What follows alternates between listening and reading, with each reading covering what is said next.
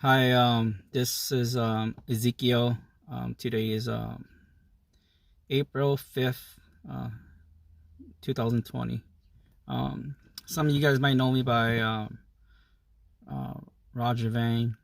Um, yeah, I just want to share my testimony on how I came to Christ. Um, how's my walk been like?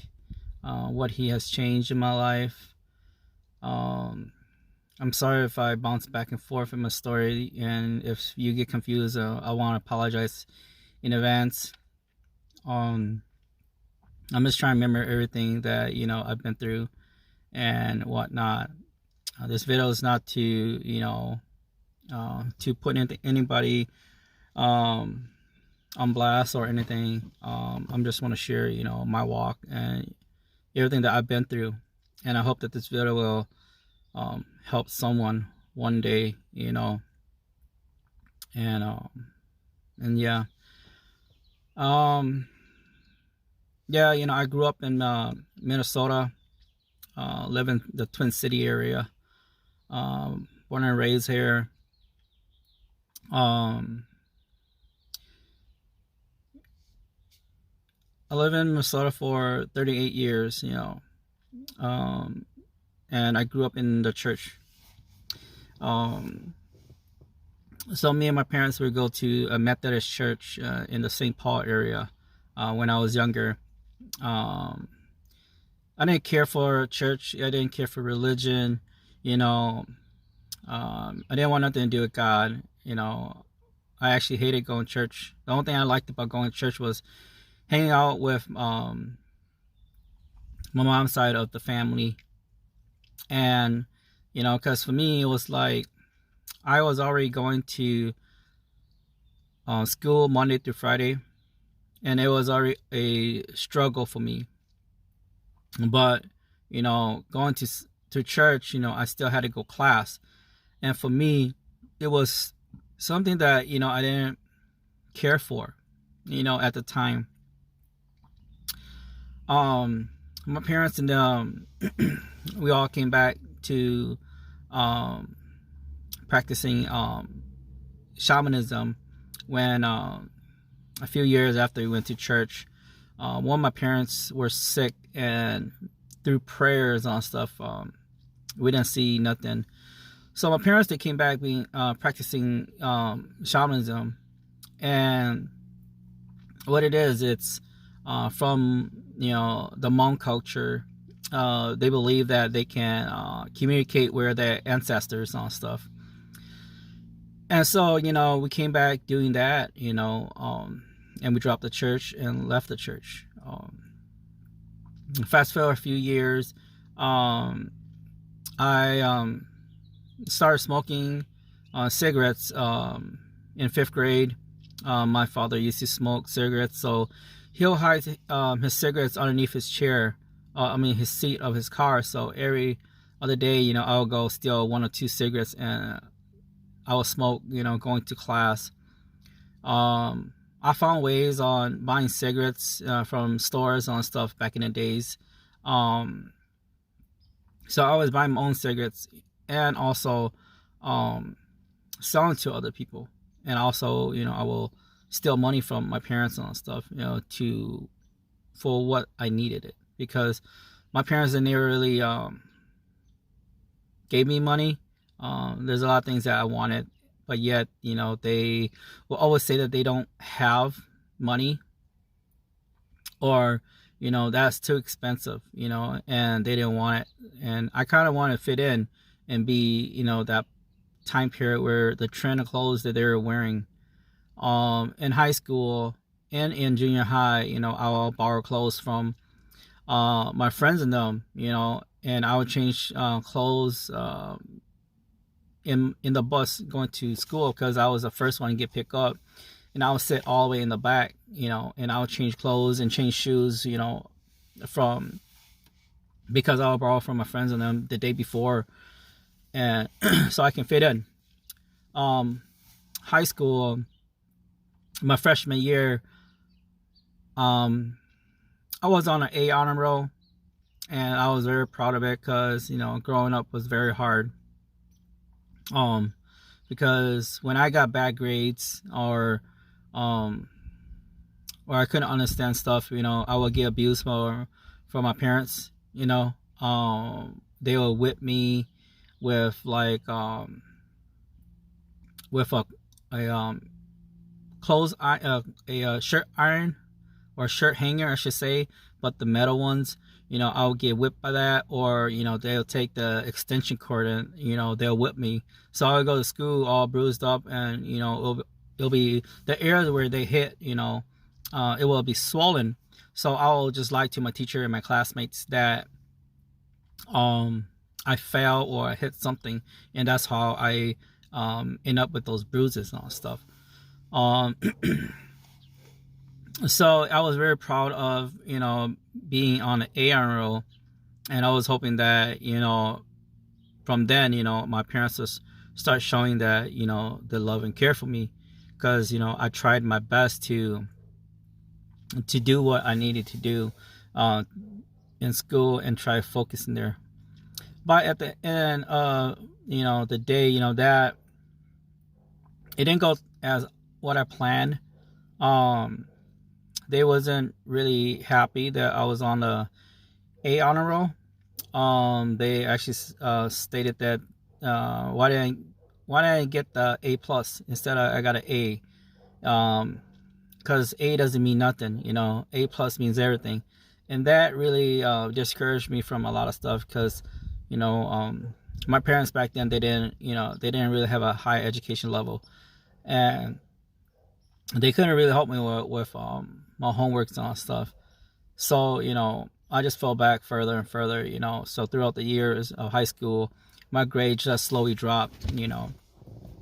And my sophomore year, I got on the B honor roll, and I started skipping school on my in my sophomore year. I started dipping school, hanging out with friends and guys and girls, after school, during school, skipping class here and there, and I started smoking weed roughly about my sophomore year.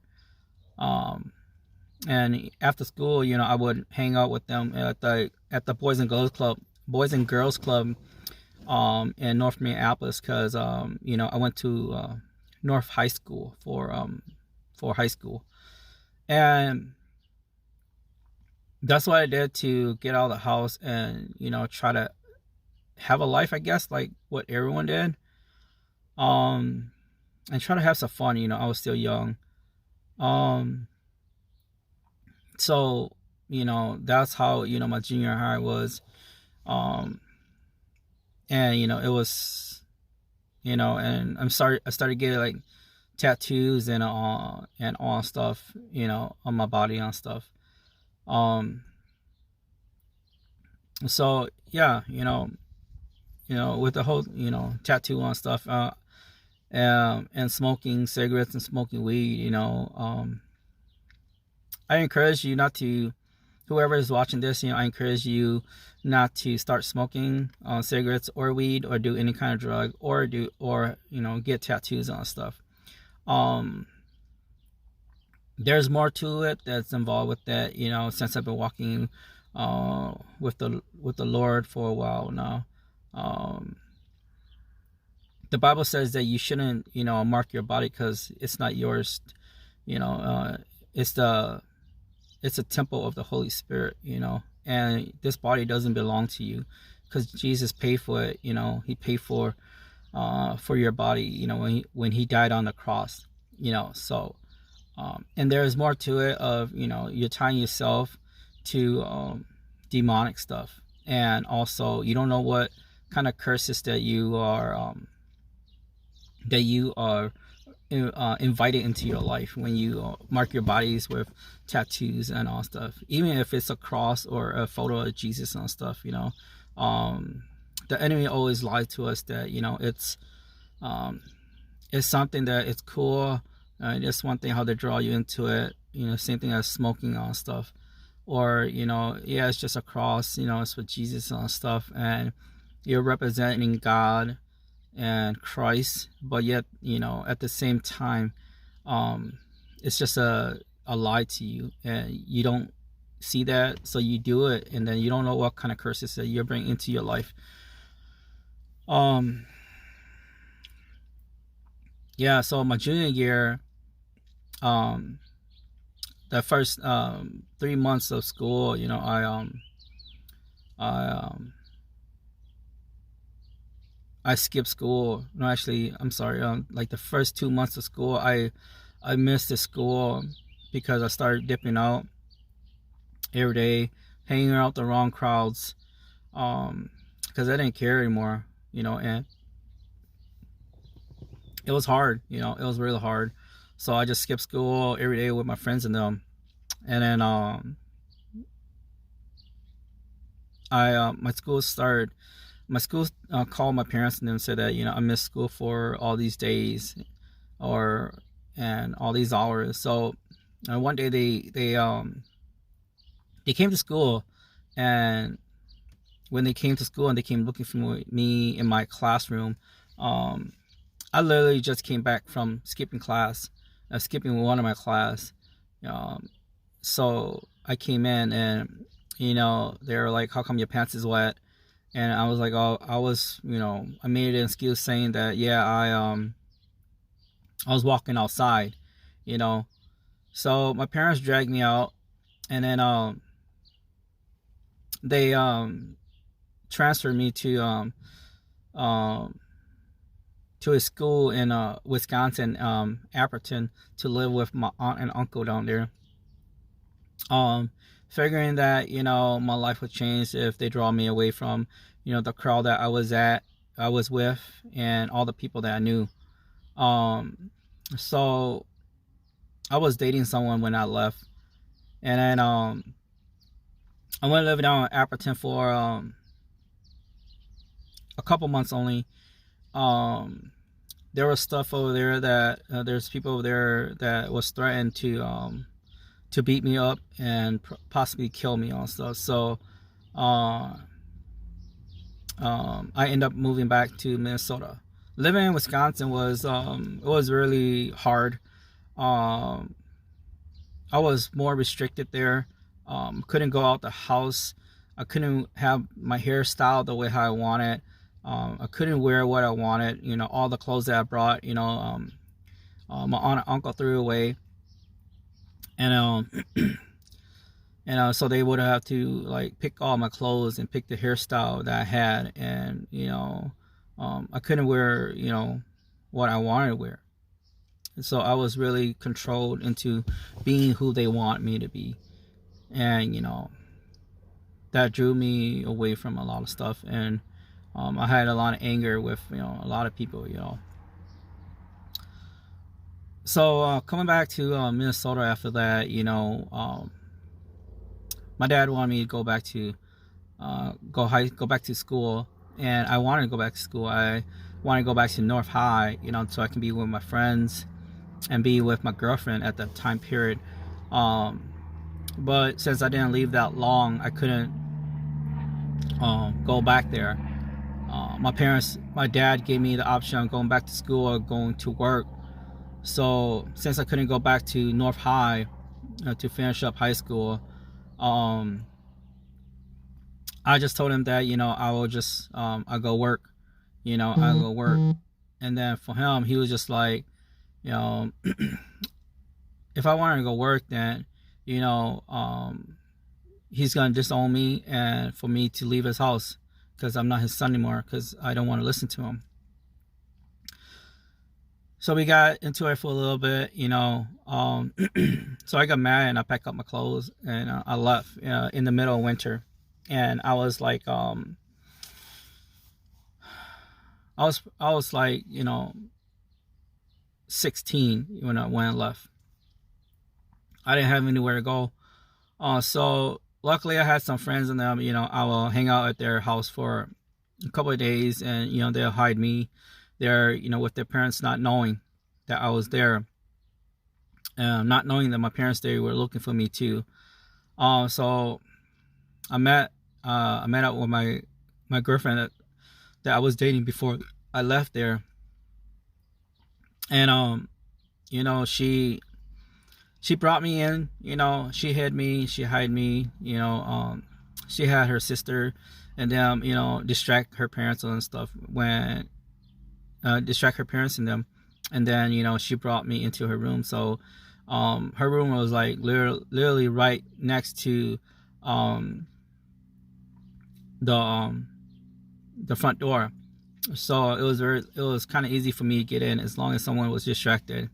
I was there for like a month or so, but um, there was one night I was taking a shower, and with her, and her sister-in-law overheard us talking in the bathroom, and then, you know, they asked her, you know, who she was talking to, and then she said she was just talking to herself. I hid in the bathroom in one of their closet, where, which is pretty big. That, you know, it was actually pretty big. It was probably like a 5 by 10 closet. But yeah, you know, I got caught, and so we both of us kind of got forced into marriage, you know, at a young age. So we got married and stuff. But life wasn't easy, you know. I worked it and went to school full time. It was a lot of struggle. Um, so it was hard because I never really grew up, I should say, because I was so restricted in everything that I did. So I still wanted to go to a club and hang out with friends and all that stuff. So, you know, I will lie to her that I will go here and there, and I'll just go, or I'll say that I want to go to a club and hang out with my friends and stuff, you know, to parties and stuff. And then she will like disapprove of it, but, you know, I was an abusive person, you know. Um, I saw my parents doing it, you know, my dad beating up my mom here and there, you know, when he was angry. So, you know, I picked that up. So I will abuse my ex-wife, um, physically beat her, kick her at the time being, didn't care, you know, or didn't realize that, you know, I might have hurt her or kill her at the process of it. So, you know, our marriage lasted for 3 years, you know, and we separated because, you know, I started cheating on her, and, I felt led that, you know, I can do better, I guess I should say. Um, but at the same time, you know, um, my mom was a big influence of, you know, why I got divorced. Um, my mom really never approved of my ex-wife. She So it wasn't the daughter-in-law that she would vision for me, and she blamed my ex-wife for everything. You know, why I dropped out of high school and all that stuff. So my mama always encouraged me to divorce my wife, or find someone new, or let them find someone new for me.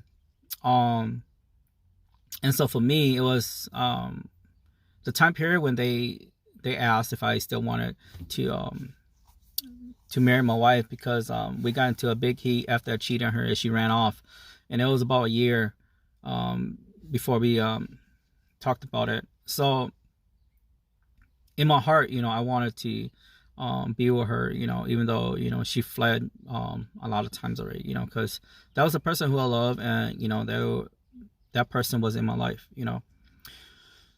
So, but the thing is, but the voice of my mom always came up saying that, you know, for me to divorce her.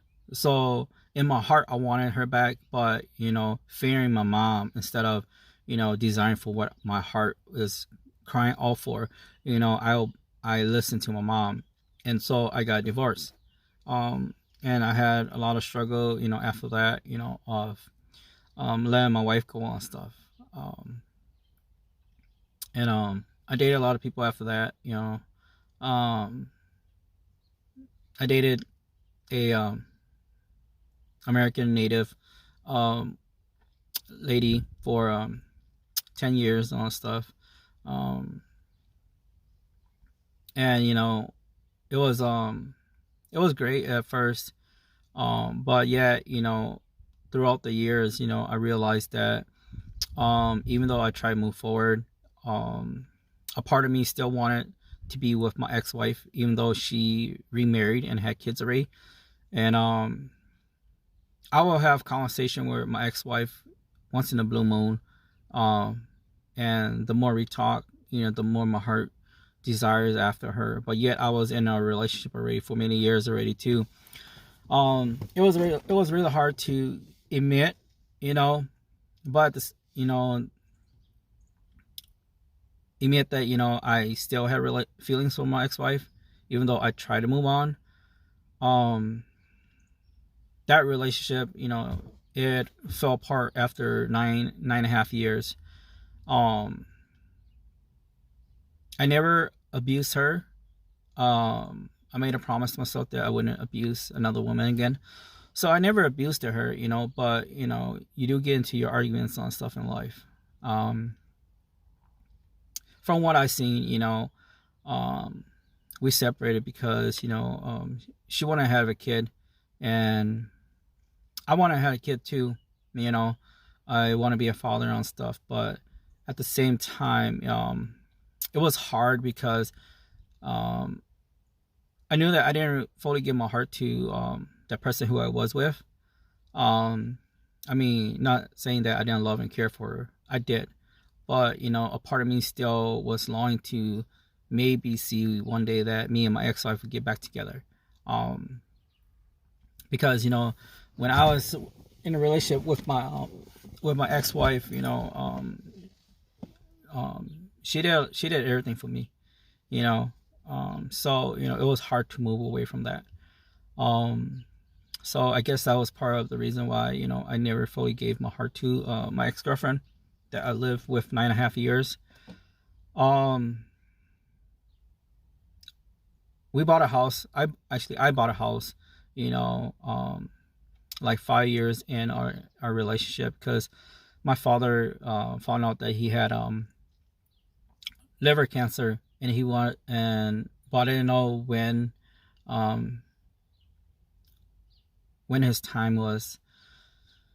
So he always wanted us to come back together because after me and my first wife, we divorced. My parents, they divorced and they separated, and so the whole family was living by themselves. So we were just kind of scattered around the Twin City area. Want to fulfill my dad's dream of the family moving back together. So I bought a house quickly. I didn't put my ex-girlfriend's name because it comes back to, again, my mom always stated that don't put into the name, because when you both separate, they're gonna take half of what you have, and I let that influence me. So what I would tell her in the beginning was that I don't know how long we're gonna be in our relationship. So that has some effect to why we wasn't together anymore, or why she left. My dad died a couple months after I bought the house, so I was going through such a struggle. Depression hit, suicide hit, and I just want to kill myself because my dad was a big part of the income that came to help me pay for the mortgage.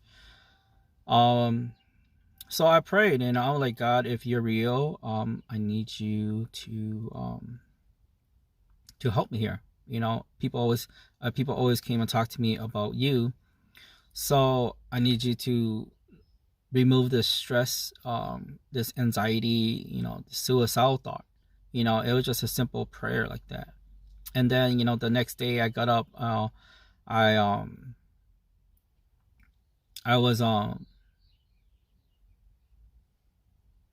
was set free from that stuff, and I didn't have depression anymore. Suicide thought wasn't there, because going through my dad's funeral was really hard. Because I saw my dad died, I held his hand until the very last breath. That's one of the hardest things that I've seen at that time period. That your father loses life in your hands, and you see the blood come out of his nose and his ears. that was something that was really hard, and I had to bear through that, and I had to bear through burying my dad, at the age of 27, and that was when I bought my house. Fast forward a couple years, me and my ex-girlfriend, our relationship was kind of rocky, um, from at least from my point of view, was like, um, I wanted a future for us, and it was already hard already. Um,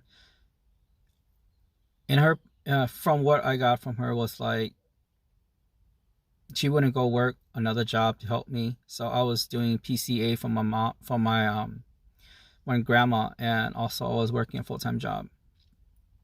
And I would, and then later on the year, later on a couple of years in,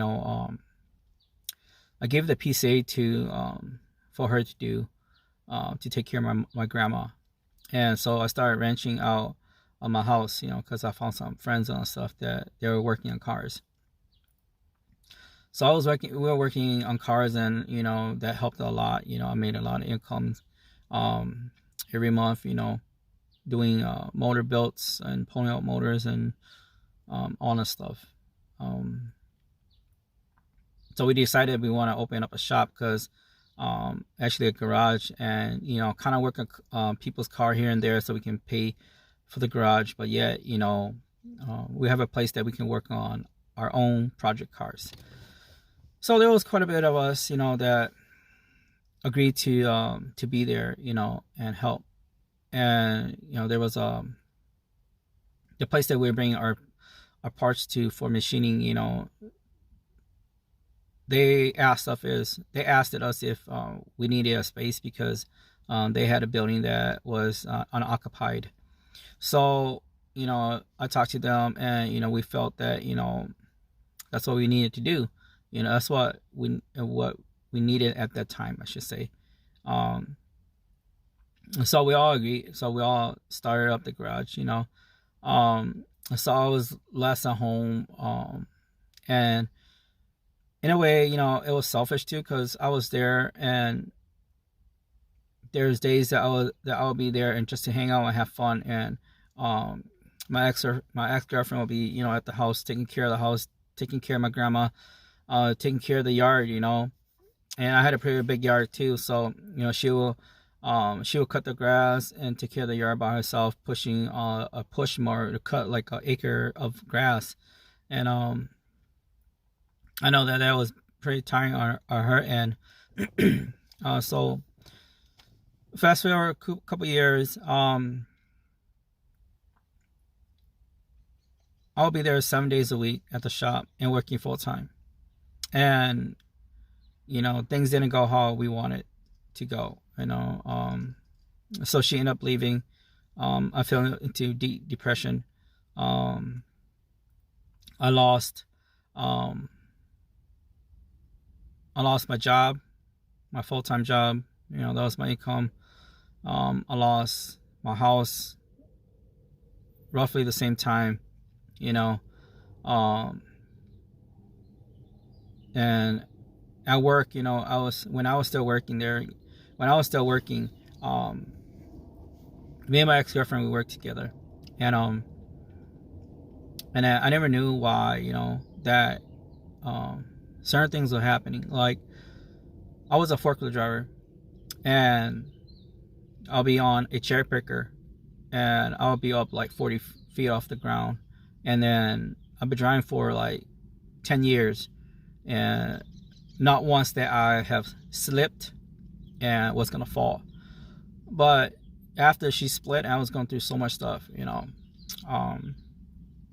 I slipped a few times, and it was, thank goodness that I had the harness on. Otherwise, I would have fell and died. And during that period of time, I'll hear this voice in my head, or I should say like a thought, saying that I should kill her and kill her parents and all that stuff. And I didn't even realize what it was until now, that I realized that, the enemy, wanted to kill me a long time ago, and tried to kill me a long time ago, and, wanted me to kill those who were hurting me, as a revenge. And even when it came back, even with at the shop, there would be cars that I have on a floor jack, and then I'll be working on it, and suddenly the floor jack will start leaking pressure, or like the car will roll off of like 2x6s that and the car will literally almost fall on me. If no one was there to help drag me out of the car right before it fell, and I would have got killed. So I never realized that the enemy wanted to kill me such an early time of my life.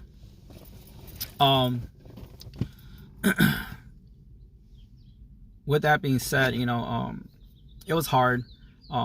When I got a relationship with her, she was still married, and so I got into a relationship with her, and it's something that I don't encourage anyone to do.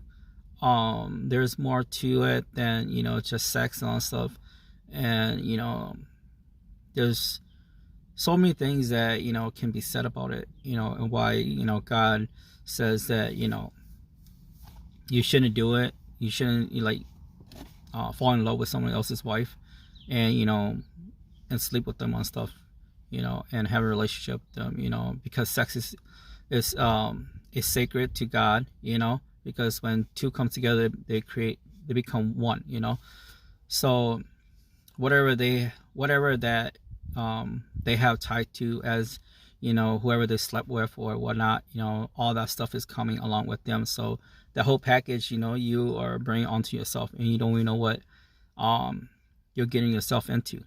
And you shouldn't come between someone and their partner or stuff in life. So I was going through a lot of depression and stuff, and I slowly weaved out, because I drove myself out by working on cars and all stuff. Many years after, a couple months after that, or at least a year after that, I was in a relationship with another girl, and she was a Christian, so I felt that, hey, that'd be great, I'm starting to walk a little bit with the Lord more, so I hope that that will help me with my walk, but things got hard, and again, she was still married, even though her and her husband separated for like a year. But yet, me being selfish, and I fell in love with her, and we dated on stuff for not that long a period of time, and we slept together on stuff, and her husband divorced after that, and come back again. You shouldn't come and divide a relationship. You're not hurting you and that person, but you're hurting everyone that's around both of you, and you're hurting the other person's spouse, or whoever they're with. So it's like you're just like stabbing them in the heart, literally. But our relationship didn't work that long, because I was at the shop putting so much time into it, listening to the people at the shop, my friends and stuff, and I kind of put her in the back burner, and so I'll go hang out with her like 1 o'clock in the morning until like 3 or 4 in the morning, and then we'll come back home. We go to like Perkins and have dinner and talk and kind of have a relationship on stuff. And at the time, we were sleeping with each other on stuff. And that was one thing that she separated from me from that. And then I was going through a lot of hard times, again, because I didn't really fully, I guess, buried everything from or get over from the previous relationship I was in. So I was going through such a hard time in life, and I was in such a dark era. I shut everyone out of my life, I started smoking more and more too. I started drinking more and more beer and alcohol and liquor. So I started, kind of got, back into the habit of being alcoholic. And I shut everyone out. And my friends and them, they would just go out and hang out, outside the shop with their friends and family. And then for me, since I lost the house and stuff, I ended up moving into the shop and living there, and wasn't making much money really, but it was what it was, at the time period. My friends and them, they were like, yeah, just go hang out and all stuff and avoid pretending that the situation wasn't there. But then I started seeking God more and more, so I shut everyone out. So yeah, I just encourage that if you know someone that is in that state of mind, that they're in suicidal and all stuff, I encourage that, even though you don't know what to do, reach out to them and talk to them, try to encourage them that life is never easy, but taking your life, it's what the enemy wants you to do. That's the easy way out, because the devil always wants you to kill yourself, so he'll win. With that being said, I seek the Lord, a lot. I fasted a lot. I fasted like 3 days, no food, no water, or I did like 21-day fasting. And that was when I started to learn about fasting, and I did that for like a couple months. And during that period of time, I will spend like about 5 hours, in prayer and fasting, praying for other people, going through KTIS, their prayer works, and praying for others for the need, and reading my Bible and stuff. I did that for 4 or 5 hours every night. And then one day I was crying to God for an answer, and He spoke to me in my native language. He just said, "What's your law?" And the whole depression, oppression, suicide, everything got lifted, and that was like in an English term, it's like it could be like, have patience, have courage, be brave. So I didn't understand what he was saying at the time period. So I was set free from that. The shop was closing, and because a lot of people made promises that they didn't keep, saying that they would be there, help me work on cars and whatnot. So that's just how it was. So I, they're like, and then when I heard God again after that, was they were asking me, what did I want to do with my car, because I had a lot of money into a car that I built for racing, and then my heart was desiring to continue racing, but yet I didn't know how I was gonna find the money. But I heard the Lord said very clear, pick up your cross and follow me, and let everything go, let everyone go.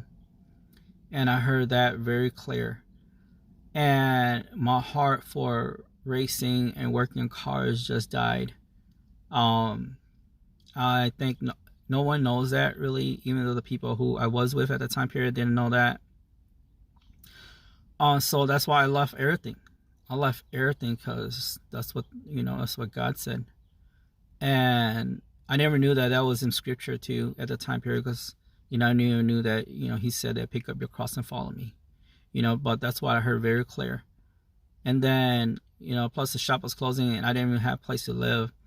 I didn't have a job, and I prayed that God will give me a job. And then I had an uncle who was working at where I'm working now. He contacted me saying that they have an opening, and see if I want to work there.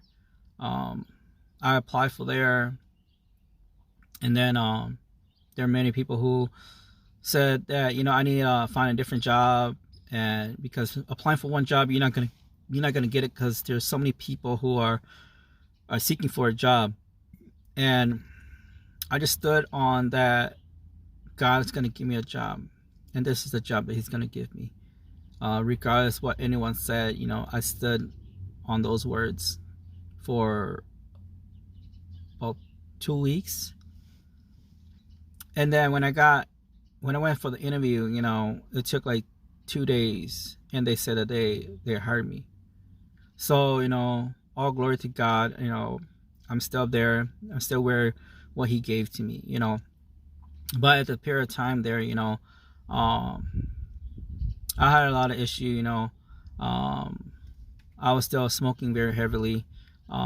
Even when I didn't have money, I will count all my quarters and dimes and nickels to go buy a cigarette instead of like finding food. And what I did for food was I would pray to God that I don't have any money, and then I needed money for food. And then God would bring people who normally doesn't come to a shop and take me out to eat, or people who does come to shop and take me out to eat and pay for me, and I started seeing how much God loves me. And then, but yet, I still had a smoking issue and an alcohol issue, and I was introduced to pornography at a very, very young age from my parents. So I had a pornography issue and I had a masturbation issue at the same time. And my thoughts was like, what am I gonna do with that? Because I don't have a place to live, and I might have to end up living in my truck. So in the process of the shop closing, I was watching this guy named John Ramirez. His testimony was like he was like a high priest for Satan, and then he got set free from all that stuff. So he was just sharing about what he knows about the occult side and all stuff. And I watched it like almost every night for like 7-8 nights, and I got so convicted, and I deleted all the porn off my phone. And so I was set free that night from pornography and masturbation and all that stuff. But yet I still had a smoking issue, and I kept on praying, God, I want to be set free from smoking because I want to do it for him. But yet, it took 3 years, actually, I'm sorry, 2 years, before, I was fully delivered from it. In that time period, I thought that getting married was, something that, that would help me, having somebody to help me pay bills and all stuff would be great, and whatnot. But at the same time, it was hard because I didn't have a place to live and all stuff. So after the shop closed, I started working, but I couldn't find a place to live, and not having a background renting, it was actually harder. So I ended up living in my car for like 2 years. I ended up living in my car for 2 years. And I started to go to like Barnes and Noble and sit there and be like, okay, God, I'm here. Who you have to talk to me. So he would just bring people to talk to me randomly on stuff. But before the shop closed, there was this girl who she would call me and persistently every week for the next 4 weeks of like saying that she felt like I need to go to this messenger boot camp, and I didn't want to go. I didn't want to get into it because I didn't know how it is, and I know how sometimes we gotta be aware of who we are around with. And I didn't know that if I can trust her and I can trust what they're teaching, because I just started walking with the Lord. So she kept on calling me over and over, and my uncle and them knew that I was homeless and I live out the shop. And so in their mind, they're like, they wanted to see if me and her will work out and maybe knock something out of the park, because both of us are about God. But I didn't want nothing to do with her, at that time period. So I was like, fine, I'll go to this boot camp or whatever the heck, it was like 4 weeks in, and it was pretty cool, going through it, all that stuff. And I didn't graduate from the class because I missed so many classes of it, but yet the year after that, I felt led to go. So it was 8 weeks intensive time, under learning, and spending time with God and all stuff. And so I graduated the next year, and thank goodness to her that she listened to God, that it drew me closer to God. Going back to where I live in my truck, I was in my truck, and I was still going places and evangelize people.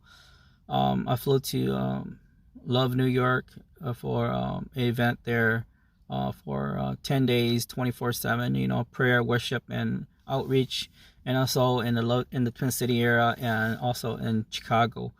And even though I was homeless and didn't have a place to live and didn't have much money, I did what I felt like, that I should have did, and what all Christians should be. So that's what I did, and it took 2 years until God opened up a place for me to live. So I have a place of residence right now that I'm living, all glory to God. And at the same time, my car was falling apart. So I prayed to God, I needed a new car. And with no credit, no money, he opened up, he gave me favor. And so he gave me, this car that I'm in right now. He gave me to me, and he gave me a loan, and so I was able to buy a new car, and God's so good. But yet, I'm not a perfect Christian, and I fall all the time, just like everyone else. But I get up, and I ask for him to forgive me, because I'm still human, and I have a lot to learn, and I'm still learning. I've those are some of the struggles that I've been through, that he set me free. And even with the whole cigarette thing, I was set free from that after 2.5 years. And I've been free from cigarettes for 2.5 years, and I've been set free from pornography, masturbation, and lusting, all that stuff, for like 3 years now. And alcohol, depression, oppression, suicidal thoughts, all that stuff. I've been set free from all that stuff. I'm pretty sure there's more that I forgot, that because I'm just trying to go everything off the top of my head. I'm just trying to be as real as I can with everyone. And it's not a perfect life that I have. I know there's many people that has been hurt from the church, from many things. So as a believer, as a follower of Christ, I want to apologize to everyone for you, if you've been hurt by the church. We are not perfect too, but yet it's because of the love and grace of Christ that we are set free, and who is free indeed. And with everything, I've been persecuted from a lot of people, even from the church. There's many people who said that I slept with their wife, or people who have stated that I slept with their daughter-in-law, or I have a thing for their daughter-in-law or their wife, or I even slept with like my spiritual parents, or my spiritual mother, I should say. And people are always like spreading rumors on stuff, or like that I'm poor and I'm not educated like others, and people look down on me on stuff, and which is really sad. A lot of these are from pastors, the Hmong pastors on stuff, and it's really sad. I see pastors do things that they don't even seek God for revelation for it, and they persecute you, and they start spreading rumors, and it goes around the world. And it's really sad how um, Satan can use like the church to come against each other. Um, that's the great thing about the church, is that um, they're not united. Satan's kingdom is united, just like all the witches and stuff. That that's how they're united to do what they need to do on their task. And all Christians are just like, it's about me, or I think I'm right and you're wrong. So they don't care to um unite. And I see so much in the church, and especially the Hmong community.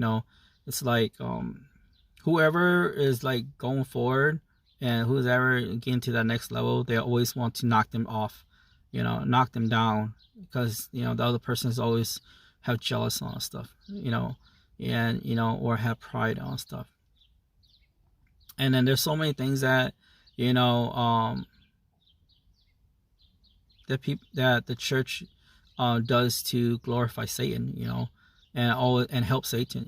It's just like, why does he need to like attack people more when his work is always not that hard, because he has the churches to do it. The churches always curse and do things to each other, and put people down on stuff, and curse them, and prayer, and do some witchcraft prayer and all that stuff against them, praying for them to like not succeed or whatever, and so Satan already got the church going at at each other about it, so he doesn't even need to do anything. Living a life for God, it's not really easy. I'll just be straight up honest with it. It's sometimes he puts you in a situation where you are to be like just with him, and you push everyone out of your life, and sometimes it's hard. Sometimes you have to be by yourself, because that's where he wants you to be. He wants you to be close to him. He wants you to seek him only.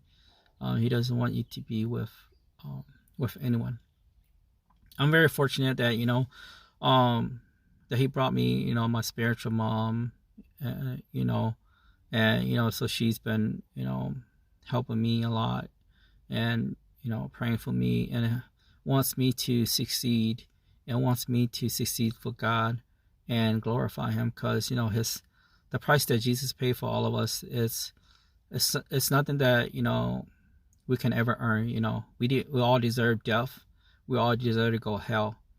But the thing is, by the same time, is by the love and grace of Jesus, that his blood is shed on the cross for all of us to have the opportunity to come to the Father, and become a son of God, and to live a life of holiness. And that's why he accepts us for who we are, right now, that we come to him. And then from there he will change you, and you'll blossom to be who he sees you to be. He'll change all the ickiness or all the dirt off of you, and become the man and woman of God that he sees you. I've seen him work 180 in my life. I don't smoke no more. I don't drink. I don't have lust issues. I don't have a pornography issue or a masturbation issue or all that stuff, and he set me free from all that. And I've been rejected in my life from girls and all that stuff, saying that I'm fat or I'm not handsome like other people, and they don't want to be with me. But life is never easy. He never said, Jesus never said that life was gonna be a walk in the park for all of us. So, we're always supposed to pick up a cross every day and walk with him. So I try to do it on my best ability every day and try not to fall. I try to walk as best as I can and best my understanding. And yes, I've been rejected a lot, but yet at the same time, I give all glory to God. People who are rejecting me and all stuff, they probably wasn't meant to be a part of my life. If they don't see me for who I am right now and see how much God has changed me for who I am and what I've been through, like I said, many things I probably forgot to share, but then they don't need to be a part of my life. I left everything I knew. I left my family, left my parents, even my mom, my dad, and them. My dad died, like I said, in 2010. So, I left my mom, my siblings, the whole Vane clan, just to follow Christ, because he is worth it, because at the end of the day, I can only help myself to get to heaven. I can't help no one else. I can share the love of Christ to them. And I've seen how God has used me here and there, when the opportunity that he needs to use me. But at the same time, like I said, I'm not perfect. I'm still trying to be, who he wants me to be, try to spend time with him and, getting in the word, which, it's always hard, but I do my best on stuff. But like I said, yeah, I'm sorry if, this is kind of long. I know it's almost an hour into it, but I feel like, I hope that this will help someone. And, I'll leave my email, in the description down there, in case anybody want to reach out to me, do my email, and, I can probably share something or help answer some stuff that at least what I know of.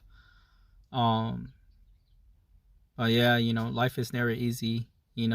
People always accuse you of stuff. It's really hard. I pray that, the Hmong people will come to know Christ, and all the pastors, all the Hmong pastors will humble themselves and, stop having pride and stop having jealousy and certain things in life that they will seek God, fast and pray about it. Make sure that you hear from God first before you start judging people, especially if you say you love God and you are representing him, but yet, those who are unfortunate and are single and not married and don't have money, you're gonna look down on them. And just because you are a person who don't have a dirty thought of like with with your sisters or mothers of Christ, that when you're around them, you're doing things behind closed doors that no one sees. I have no judgment against no one. On everybody in the past who owes me, thousands of dollars, or stolen stuff from me, or taking, my cars that, I give to them because, I'm not, they are the one who's going to be answering to, to Jesus at the end of the day. So, I don't have no grudges on no one. I've forgiven, my parents, for what they have done to me and how they treated me, and I've forgiven a lot of people who has persecuted me, and I just pray that everyone come to Christ and everyone knows that, Jesus is the truth and the life, and no one goes to the Father but through him. And God loves everyone so much. He knows everyone before you even created, in your mother's womb. He thinks about you more than all the sands in the seashore. He knows you so well. He knows every single strand of hair that's on top of your hair. that's on top of your head. And you know, this is my life, my walk with God. I'm not perfect. Um, and I encourage everyone to not do the things that I've done. I'm just here to be vulnerable, to open to everyone and share my walk with God. Um, and it's a struggle every day. It's never an easy walk. I've seen other people walk really easy. But you know, I can't be like that. You know, I can't do the things of the world. I don't date. I don't sleep around. I don't smoke. I don't do the things that people do or normal people do. You know, I try to watch what I do because I always remember that I'm supposed to be the ambassador of Christ. I'm supposed to represent Jesus. So if I go to a club, I smoke, I drink, or I do things that a Christian shouldn't really do, how am I representing Jesus, and how am I representing my Heavenly Father? Because everyone always sees you for who you are. And if you claim to be a follower of Christ, they see if you are truly a follower of Christ. And you know, this is probably one of the reasons why people don't come to Christ, because they don't feel like, you know, why they want to be a part of it, you know, because the church doesn't behave like what they preach, or they preach one thing, but yet, you know, they still go to a club, they still smoke, they still do all stuff, they still sleep around, they still have sex outside marriage. And you know, a lot of these stuff is what certain people who I've talked to in the past that has brought it up. And I just pray that the church will wake up and stop being a part of the world, stop doing the things that we shouldn't be doing. And like I say, you know, I encourage, you know, whoever this video can touch, you know, please share. I have nothing to hide, you know. And like I said, you know, the name of Ezekiel, you know, is the name that God gave to me. You know, God gave me the name Ezekiel, so I go off Ezekiel. But certain people still know me by Roger. But I hope that this video, you know, helps someone, you know, with their walk, or with, if they want to believe that Jesus is true, because he is true, you know, he is true, and his love is sufficient, and his love is more than enough, than everything. Even though you don't have money, even though life is not great, even though if you're not married, even though you don't have everything, even though you desire for things but things doesn't happen, and you might pray to God that, you know, this and that happen, and then it doesn't happen, you know, how you expect it to happen, and then it pushes you away, or you've been hurt from the church, you know. All that I can just say that is that, you know, think about at the end, when you make it, to heaven, and then you will receive a reward for everything that you have done, that you have helped build his kingdom, that you have helped brought his children back to him. That is more than enough, and more than what this world can give us.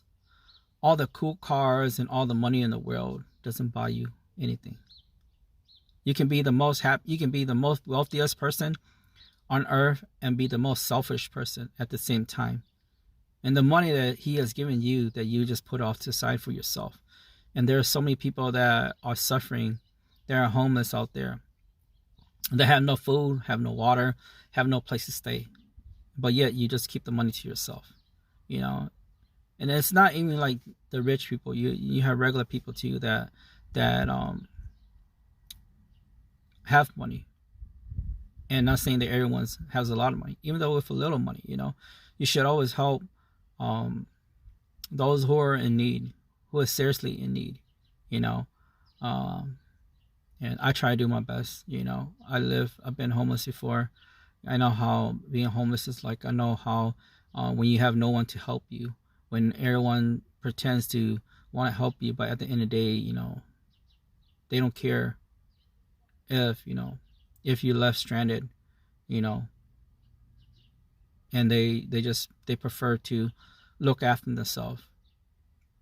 you know so life is never easy, life is never hard. It's not Life is never easy, and life is always hard, but you can do all things through Christ Jesus, because he does love you. And every single time when someone talks to you, he's seeking you out. And I hope and pray that this message helps someone. I'm sorry that this is a long testimony, but this is a lot of stuff that's in my heart that I've been keeping in there for a while. And I pray that everyone comes to Christ and know Christ before Jesus come back, because we are living in the last days. And I thank you guys for your time, and I pray that God will touch you guys and open your heart to come to know him. I pray that you guys see how much Jesus has died on the cross and suffered for all the stuff that you've done. And like I said, I'm not a perfect Christian. I fall all the time, and I will still continue to fall because I'm still a human being. But I try to live a righteous life and do the things that I know that I shouldn't be doing, and to be a good influence to anyone at all age. And I hope that